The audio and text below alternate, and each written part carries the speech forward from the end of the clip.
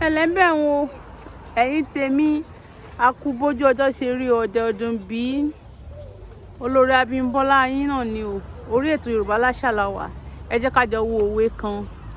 Àwọn ariwo tẹ́ bá ń gbọ́ lẹ́gbẹ̀ẹ́ àwọn ọmọ kékeré tó ń sáré kiri ta ni mo wà àdẹ̀jìnà síbi títì.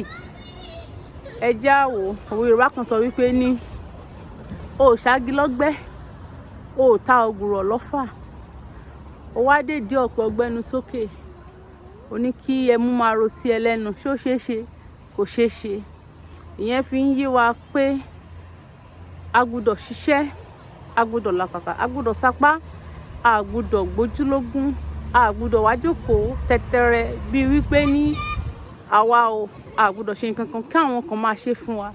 Àwọn kan tiẹ̀ jẹ́ pé wọ́n ní àwọn èèyàn lẹ́yìn tó jẹ́ pé wọ́n ràn wọ́n lọ́wọ́, ṣùgbọ́n tó bá wá wo sàkún wọn dáadáa rí pé wọn ò tiẹ̀ fẹ́ ṣe ohunkóhun mọ́. Kò yẹ kó rí bẹ́ẹ̀.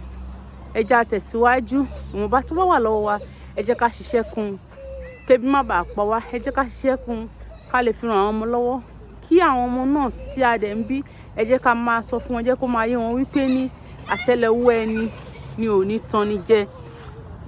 Àtẹ́lẹwọ́ ẹni ni ò ní tán ni jẹ. Tíyàn bá dẹ̀ lọ èèyàn kì í dé, èèyàn kì í dé. Tí ò bá lọ sílé ẹ̀kọ́ yẹn, tó ò lọ sí ẹnu iṣẹ́ kíkọ́ tán ní kó lọ kọ́, tí ò gbìyànjú láti kọ́ iṣẹ́ okòwò tàbí kó lọ sílé ẹ̀kọ́, ó lè dé o. Bó ṣe lè wù kó máa pẹ́ tó ọdún 5 ó ń bọ̀ wá kó ọjọ́ kan.